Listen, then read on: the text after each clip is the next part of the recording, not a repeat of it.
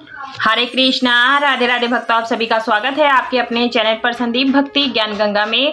भक्तों, आज की इस वीडियो में हम जानने वाले हैं कि जिनके घरों में नॉनवेज बनता है वो लड्डू गोपाल की सेवा कैसे करें। तो देखिए भक्तों, हमारे पास कमेंट भी आता है कि हमारे घर में नॉनवेज बनता है तो मैं लड्डू गोपाल की सेवा करना चाहते हैं, तो किस प्रकार से करेंगे।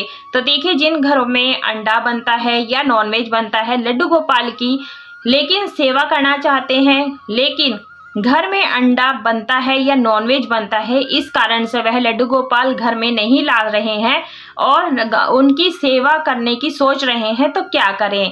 तो देखिए, जिनके घरों में लड्डू गोपाल जी हैं तो वो इस तरह से प्रतिदिन सेवा कैसे कर सकते हैं वो मैं दिखा रही हूँ। तो देखिए, हमें पात्र में चंदन से स्वास्तिक बनाना है, फूलों का आसन दे करके प्रेम पूर्वक हमें लड्डू गोपाल जी को विराजमान करना है। तो देखिए, जिस प्रकार से आप प्रतिदिन अपने लड्डू बाबू को जगाते हैं उसी तरह से जगाएं, दूध पिलाएं, पानी पिलाएं और उसके बाद में इस प्रकार से स्नान कराना होता है। तो देखिए, हम यहाँ पर लड्डू बाबू के स्नान की तैयारी करा रहे हैं, तो इस प्रकार से करना है। तो देखिए भक्तों, कहते हैं कि कई भक्त कहते हैं कि हम नॉनवेज वगैरह नहीं खाते हैं और हमारे घर में बाकी लोग खाते हैं, तो हम पूजा कैसे करेंगे, भोग लड्डू गोपाल जी को हम भोग बना करके कैसे लगा सकते हैं, या फिर हम जो हमारे घर में हैं पिताजी हैं, ससुर जी हैं, हस्बैंड है, भाई है, सब ये शराब पीते हैं, तो क्या करें। तो मैं आपको बताऊंगी कि आपको एकदम सरल जो है, एकदम सरल विधि मैं आपको बताऊंगी। तो देखिए, हमें स्नान कराते समय ओम नमो भगवते वासुदेवाय नमो नमः मंत्र का जाप करते रहना है और टॉवल से हम लपेट देंगे। जो ये जल बच जाता है इसे हमें तुलसी के गमले में डाल देना है और उसके बाद में हम अंग पोषण कर देंगे और इत्र की सेवा लगा देंगे। तो ये मैं बिल्कुल ही सरल विधि करके दिखा रही हूँ। तो देखिए, सबसे पहले आपके घर में नॉनवेज खाते हैं, उनको खाने दीजिए। आपको एक बात बहुत जानना जरूरी है, क्योंकि जो कृष्ण भक्त होते हैं वो बहुत ही प्रेमी स्वभाव के होते हैं। तो देखिए, हमारी बातों ही बातों में हमारे लड्डू बाबू का श्रृंगार हो रहा है और देखिए, हम हल्की हल्की ज्वेलरी पहना देंगे। गर्मियों का मौसम है तो आप कॉटन की पोशाक पहनाएं और विग भी लगा सकते हैं और बिना विग भी आप इस तरह से सजा सकते हैं। तो देखिए, हमारे लड्डू बाबू का श्रृंगार हो चुका है। कमेंट में बताइएगा हमारे लड्डू बाबू का श्रृंगार कैसा लगा और पूजा कर लेंगे। तो इस तरह से हम धूप दीप प्रज्वलित कर लेंगे। तो देखिए, जो मांस वगैरह खाते हैं, शराब पीते हैं, हमें उसका विरोध नहीं करना है। घर में लड़ाई झगड़ा बिल्कुल भी नहीं करना है, क्योंकि लड़ाई झगड़ा करने से हमारा स्वभाव नहीं है, क्योंकि हम तो कृष्ण भक्त हैं। और जिनके घरों में पहले से ही लड्डू गोपाल घर में विराजमान है या फिर वह लाने की सोच रहे हैं, तो इन सब बातों को आप एकदम से साइड में रख दीजिए। जो मांस मदिरा खाते हैं, पीते हैं, नॉनवेज खाते हैं, उनको खाने दीजिएगा। सिर्फ आपको अपने लड्डू गोपाल से मतलब होना चाहिए, उनकी सेवा मतलब होना चाहिए। तो देखिए, हमने लड्डू बाबू का तिलक कर दिया है और पुष्प समर्पित कर देंगे।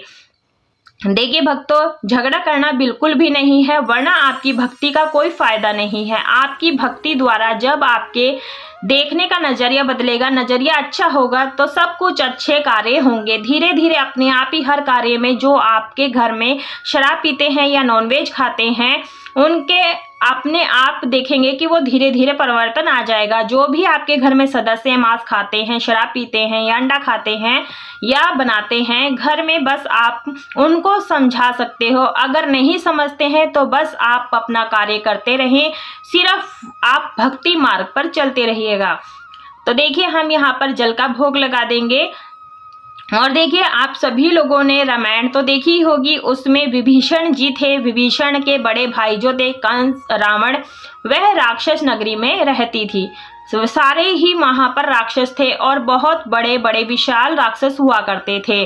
तो देखिए, हम जो भी हम भोग लगाते हैं गर्मियों में, उसमें तुलसी पत्र जरूर से डालें। एक तुलसी पत्ता हम लड्डू बाबू को समर्पित कर देंगे। तो देखिए, वो कच्चा चबा जाते थे मनुष्य को और सब्जियों की तरह खा जाते थे, उनको खून पीते थे तथा देवताओं को नहीं छोड़ते थे। वो देवताओं तक उन्होंने खून पिया, लेकिन विभीषण जी थे वो राम भक्त थे और उनकी भक्ति किया करते थे। लेकिन कभी भी विभीषण जी ने किसी का विरोध नहीं किया। वह लंका नगरी में रहते हैं थे, हाँ, लेकिन विभीषण जी के साथ अत्याचार लोग जरूर करते थे, उनकी भक्ति पर उंगली उठाते थे। तो इस प्रकार से हम ओम नमो भगवते वासुदेवाय मंत्र का जाप करते हुए यहाँ पर हम आरती उतार लेंगे। लेकिन वो कभी भी अपनी भक्ति मार्ग से इधर उधर नहीं भटके, अपनी भक्ति मार्ग पर हमेशा वो चलते रहे। दृढ़ संकल्प लिया उन्होंने, भक्ति मार्ग को पकड़े रहे। विभीषण जी ने कभी भी किसी का विरोध नहीं किया और ना ही उन्हें कभी यह लगा था कि उनके बीच रहकर मुझे भक्ति नहीं करनी चाहिए। विभीषण जी कठिन परिश्रम भक्ति की, उनके परिणाम भी अच्छा मिला। वो स्वयं राम जी के दर्शन हुए, जहाँ से वो कुछ अच्छा सीखने को मिलता है वहाँ से हमें सीख लेनी चाहिए, समेट लेना चाहिए।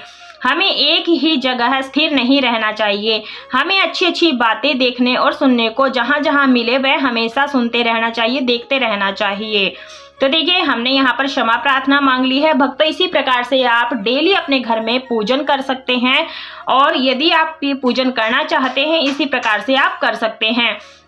विभीषण जी ने रावण को कभी समझाने की कोशिश नहीं की, जरूरी की होगी बहुत बार की होगी, उनको समझाने की कोशिश काफी बार रावण को समझाने की कोशिश की। श्री राम जी हमारे स्वयं नारायण हैं, रावण को विभीषण जी ने ही नहीं और घर के जो सदस्य थे उन्होंने भी समझाया था, लेकिन रावण का जो अहंकार था वह बहुत ज्यादा बड़ा था, इसलिए वह नहीं समझते थे। जब रावण नहीं माना तो विभीषण जी ने अपनी राम भक्ति की तरफ मुड़ गए और उन्होंने अपनी भक्ति प्रारंभ की और कितने बड़े बड़े राक्षसों के बीच रह करके भी भक्ति की, तुलसी माता की पूजा करते थे। तो इसी तरह से हम सभी को आराम से कुछ ना कुछ सीखने के लिए मिलता है। भक्ति किस प्रकार से करनी चाहिए, जिन लोगों के घरों में यह बनता है। आई होप आपको यह जानकारी पसंद आई। वीडियो को लाइक शेयर सब्सक्राइब जरूर से कीजिएगा।